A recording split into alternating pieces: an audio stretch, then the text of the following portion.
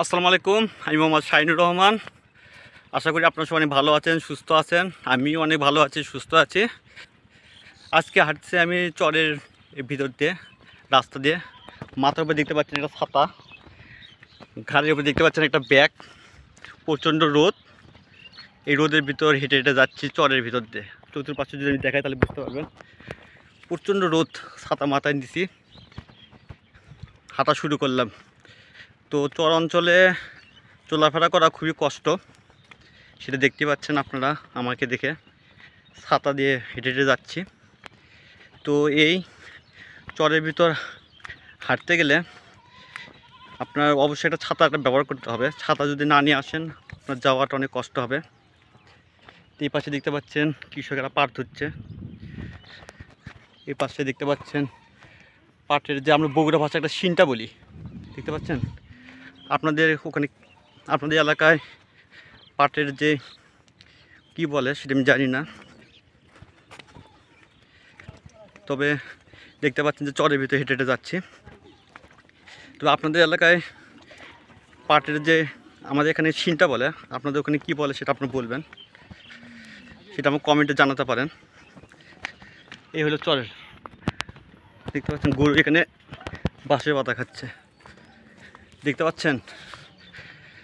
এইভাবে হেঁটে হেঁটে যাচ্ছি। তো শহর অঞ্চলের কথা যদি আমি আপনাদেরকে বলি, এই শহর অঞ্চলে যেমন রাস্তাতে হেঁটে গেলে রিক্সা পাবেন, হয়তো একটা গাড়ি পাবেন। এই যে চরের ভিতরে কিছুই পাবেন না। এখান থেকে প্রায় আমাকে 4 কিলোমিটার হেঁটে যেতে হবে। তা নৌকা আছে জামতুল ঘাটে, সেই তো এখান থেকে প্রায় 4 কিলো রাস্তা। সেই 4 কিলো রাস্তা আমাকে হেঁটে হেঁটে যেতে হবে। তা কোনো প্রকার গাড়ি পাবেন না। এখানে যে মোটর সাইকেল আছে, মোটর সাইকেলও পাওয়া যাবে না। আমি হেঁটে হেঁটে যাচ্ছি। তো এখন বাজে দুপুর 2টা। তা 4 ঘন্টা আমি একটু আগেই বের হলাম, কারণ পরে নৌকা যদি মিস না করি। আর 4টার পরে ওরা জাস্ট 4টার দিকে নৌকা ছেড়ে দেয়। তো এই অবস্থায় আমাকে হেঁটে হেঁটে যাওয়া লাগতেছে। তা আমি চতুর্পাশে যদি একটু ঘুরে ঘুরে দেখাচ্ছি আমি আপনাদেরকে। দেখতে পাচ্ছেন যে পাটের জমি, এ পাশে দেখতে পাচ্ছেন ছাগল ঘাস খাচ্ছে। তা এই ছাতার ভিতর আমি হেঁটে হেঁটে যাচ্ছি। প্রচণ্ড রোদ, প্রায় তাপমাত্রা এখানে প্রায় 42 ডিগ্রি সেলসিয়াস তাপমাত্রা। তো খুব কষ্ট। আবার আজকে আবার পানিও নিয়ে আসিনি, যে পানি একটু খাবো। পানি যা আনছিলাম এটা শেষ হয়ে গেছে। তো এইভাবে আমাকে হেঁটে হেঁটে যাওয়া লাগতেছে। তো এবারে দেখতে পাচ্ছেন পাটের জমি, এখানে এই পাশে পাটের জমি, হেঁটে হেঁটে যাচ্ছি। ও বাবা, দেখতে পাচ্ছেন গরু ঘাস খাচ্ছে, দেখতে পাচ্ছেন কিন্তু জানি না। আর চর অঞ্চলে দেখতে পাচ্ছেন গরু ঘাস খাচ্ছে। তো চর অঞ্চলে গরুগুলো ওরা সাধারণত এভাবে জমির ভিতর ওরা কি বেঁধে রাখে। সে সারাদিন ঘাস খায়, ঘাস খেয়ে বিকালে আবার নিয়ে যায় পানি খেলায়। তো এটা বগুড়া সারিয়াকান্দি উপজেলায় চাইলাবাড়ি ইউনিয়নের এই অবস্থা, একটা দুর্গম এলাকা। তো আপনাদের যদি বলে রাখি, সেটা হলো যে আপনারা যদি চরাঞ্চল যদি আসতে চান, সেটা হলো যে আপনারা অবশ্যই এই দুপুরের রোদের মতো আমার মতন যদি হেঁটে যান, তাহলে আমি আপনাদেরকে বলবো যে অবশ্যই একটা পানির বোতল নেবেন সাথে, আর খাবার নেবেন।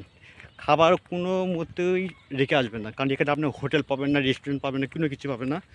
যে ভালো যে একটা হোটেল, সেটাও আপনারা পাবেন না। আর হোটেল যে না পাওয়ার কারণটা হলো এই জায়গায় চর অঞ্চলের মানুষ এই হোটেলে ঠিকমতো দেওয়া হয়নি, কারণ নদীটা ভেঙে যায়, প্রতি বছর ভাঙে। এই ভেঙে যাওয়ার ফলে এখানে হোটেল বা রেস্টুরেন্ট এখানে নেই। তা সেজন্য আপনারা যে খাবার এখানে আসছেন, খাবার অবশ্যই সাথে নিয়ে আসবেন। তো হালকা খাবার, মানে খুব একটা উন্নত যাতে খাবার না নিয়ে আসলে চলবে, তো হালকা খাবার নিয়ে আসবেন। তো ওই পাশে দেখতে পাচ্ছেন এক ভাই, মানে কাউন, আমার একটু বগুড়া ভাষায় কাউন বলা হয়, সে কাউন কাটতেছে এই দুপুরে রোদের ভিতর। আমি তো ছাতা মাথা দিয়ে হেঁটে হেঁটে যাচ্ছি। তো আসলে এই হলো চরাঞ্চলের অবস্থা। আর এই যে স্বাধীনতা পায় 1971 সালে যখন এই বাংলাদেশে যখন যুদ্ধ হয়, তখন এই জায়গাটা এই চর ছিল না। আমি যে আপনাদের বলি, এই জায়গায় কোনো চর ছিল না। তো এই জায়গায় খুব সুন্দর একটা পরিবেশ ছিল, এক পাড়ার লোকজন বসবাস করতো। কিন্তু নদী ভেঙে এই অবস্থা হয়ে গেছে। তো যাই হোক, তার ছাতা মাথাদের কারণে হয়তো আপনার ঠিকমতো বুঝতে পারছেন না, তো আমাকে হয়তো দেখতে পাচ্ছেন না। তার ছাতা না দিলেও আমার অনেক সমস্যা হবে, কারণ এইখানে যদি ছাতা যদি না নেই, আমি রোদেতে আমার অবস্থা একদম খারাপ হয়ে যাবে। তো এই যে চরাঞ্চলে হেঁটে হেঁটে যাচ্ছি। আর আমি আপনাদেরকে বলবো যে এই চালিয়াবাড়ি ইউনিয়নে যে 9টি ওয়ার্ড আছে, 9টি ওয়ার্ডে সব কয়েকটা ওয়ার্ডেই লোকজন সব পানিবন্দী হয়। যেমন বর্ষাকালে এক জায়গায় প্রচুর পরিমাণ পানি থাকে। এই জায়গায় দেখতে পাচ্ছেন, এই জায়গায় পানিতে ভরে যায়। তবে এই বছর বর্ষা একটু কম হচ্ছে। আমি যদি আপনাদেরকে যে বলি যে এই 2025 সালে এই জায়গায় বর্ষা খুবই কম, কারণ এই জায়গায় প্রচুর পরিমাণে পানি। আপনারা দেখতে পাচ্ছেন আমি হেঁটে হেঁটে যাচ্ছি, পানি নেই বললে চলে, কিন্তু আগে প্রচুর পরিমাণ পানি থাকতো, এই জায়গায় যাওয়া যেত না। তো এখন দেখি শুনতেছি নদীর পানি নাকি অনেক কমে যাচ্ছে। এই বর্ষার সময় নদীর পানি কমে যায়, দেখছেন কী কথা। যাই হোক, তো মাথার ছাতাটা একটু সরে দিলাম। তার দেখতে পাচ্ছেন এই পাশে ওরা এখানে মরিচের চারা ফালাইছে, দেখতে পাচ্ছেন এখানে এগুলো হচ্ছে মরিচের চারা ফালাইছে। আমি যখন দেখাই, তা আমি এখন দেখাতে পারছি না এই জন্যই যে এখানে সব কিছু বন্ধ করা আছে। তা ওরা কী করে, এই উঁচু জায়গায় দেখতে পাচ্ছেন আমি যেখানে দাঁড়িয়ে আছি, এখান থেকে এই জায়গায় ওই উঁচু জায়গায় মরিচের চারা ওরা ফালাইছে।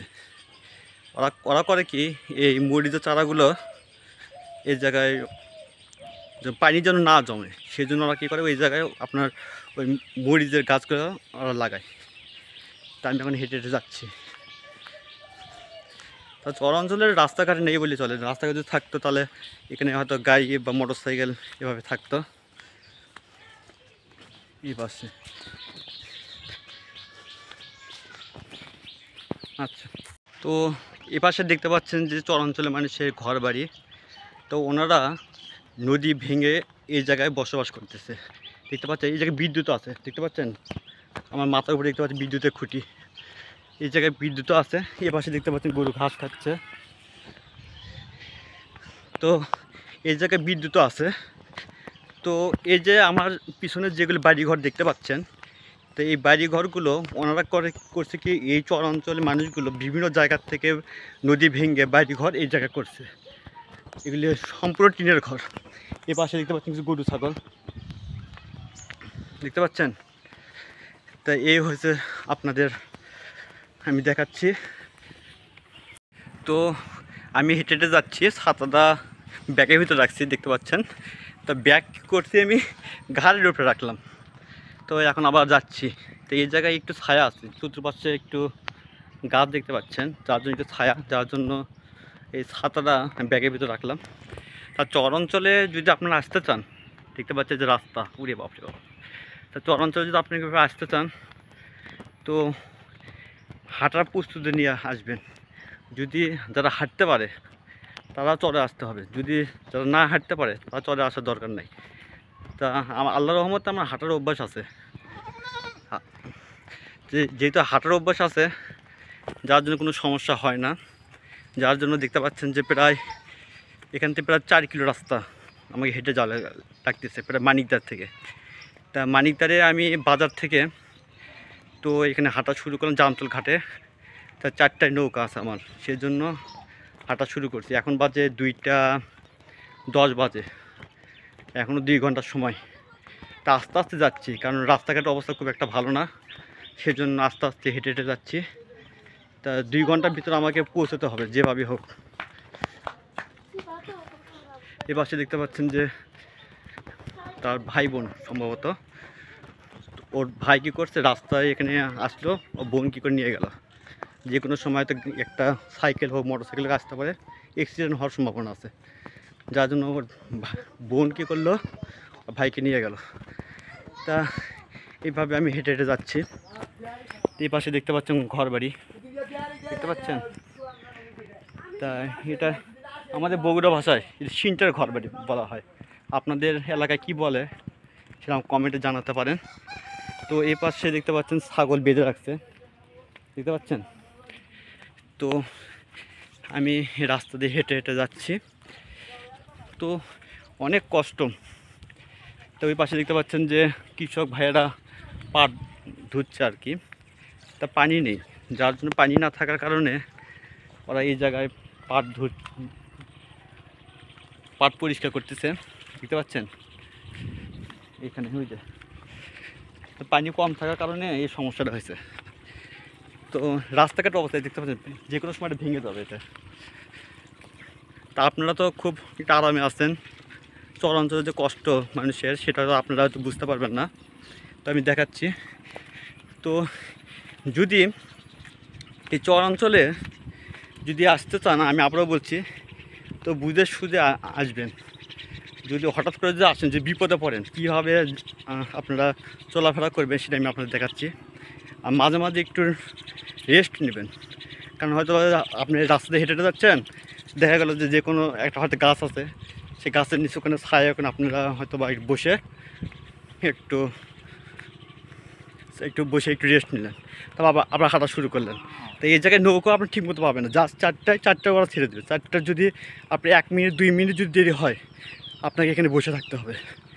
তাও এই কঠিন পরিস্থিতির ভিতর আমাকে যেতে হবে। তা ওই জামতলা ঘাট দিয়ে 4টার নৌকাতে পার হয়ে যাব আমি সাইরাকান্দিতে, ওই কালীতলা ঘাটে। যে কালীতলা ঘাটে এর আগে আমি একটা ভিডিওতে আমি আপনাদের দেখাইছিলাম। তো এই কালীতলা ঘাটে আমি আপনাদের এখানে নিয়ে যাব। এই পাশে দেখতে পাচ্ছেন ভেড়া, দেখতে পাচ্ছেন ভেড়া। প্রচণ্ড রোদের ভিতর ওনারা করে, কৃষক ভাইরা করছে কি, ভেড়া করার জমি থেকে ঘাস খেয়ে নিয়ে আসে এই জায়গায় বেঁধে রাখছে। এই পাশে দেখতে পাচ্ছেন ছাগল। তো এই হচ্ছে চরাঞ্চলের রাস্তাঘাটের পরিবেশ। তো আপনারা দেখতে পাচ্ছেন বিশাল বড় একটা যমুনা নদী। নদীটা খুব শান্ত আছে। তো নদীর পানি কমে গেছে। আপনারা দেখতে পাচ্ছেন এই পাশে প্রচুর দেখতে পাচ্ছেন এখানে প্রচুর পরিমাণ পানি ছিল, তা পানি কমে গেছে। তা এটা যমুনা নদী বললে ভুল হবে, আমি বলবো এটা রাক্ষসে যমুনা নদী। তো এই যমুনা নদী শত শত হাজার হাজার লক্ষ লক্ষ মানুষকে কাঁদিয়েছে এই যমুনা নদী। এইগুলি কত যে জমি এই নদী গর্ভে যে বিলীন হয়ে গেছে, এটা আসলে আপনারা না দেখলে বিশ্বাস করতে পারবেন না। তা আমি আপনাদের দেখাইছিলাম এগুলি সব জমি সব ভেঙে চুরে একদম শেষ হয়ে গেছে।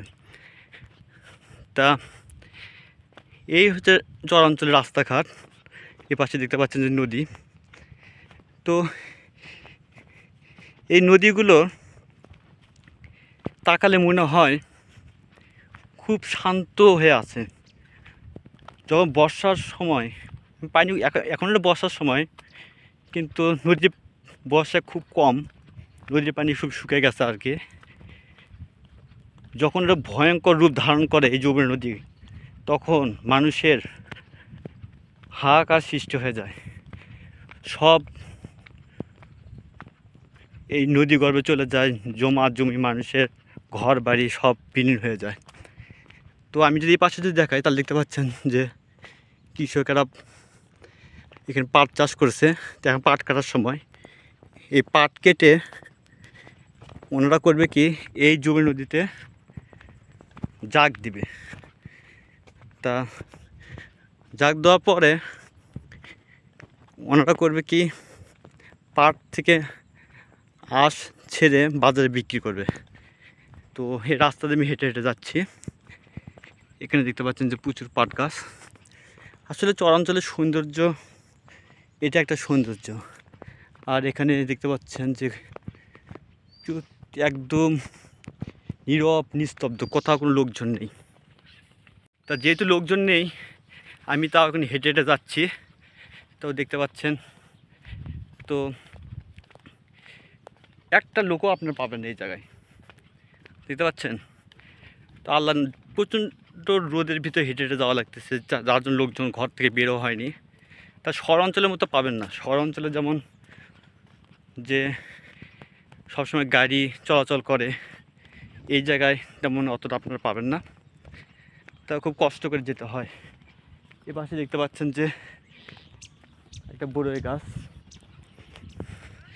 তো এটা হলো শহর অঞ্চলের মানুষের জীবনে একটা ঐতিহ্য।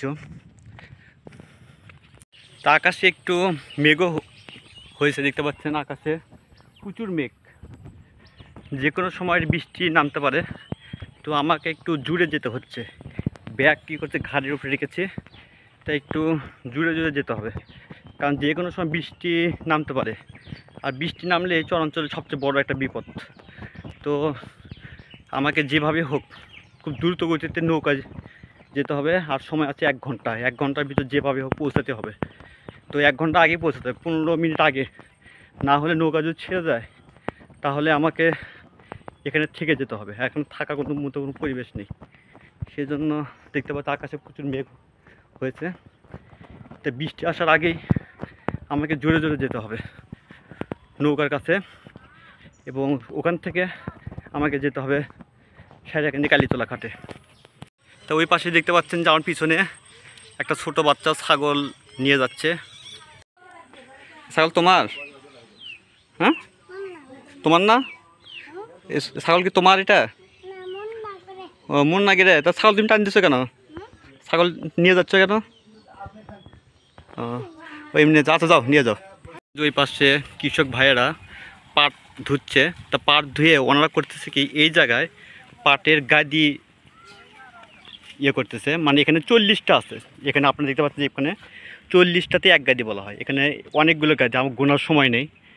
তো 40টা করে এরকমই একটা গাদি তৈরি করে ওরা এখানে রেখে দিয়েছে, রোদ উঠলে এরা শুকিয়ে দেবে। তো এখানে দেখতে পাচ্ছেন কৃষক ভাইয়েরা, আপনারা দেখতে পাচ্ছেন কিনা জানি না, ওই যে ওখানে ওনারা পাট ধুচ্ছে আর কি।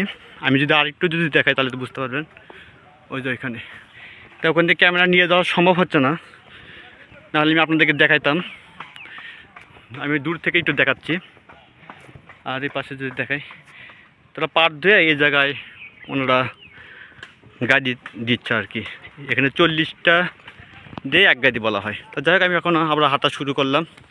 দেখতে পাচ্ছেন যে আমি আস্তে আস্তে এখান দিয়ে যাওয়া শুরু করলাম।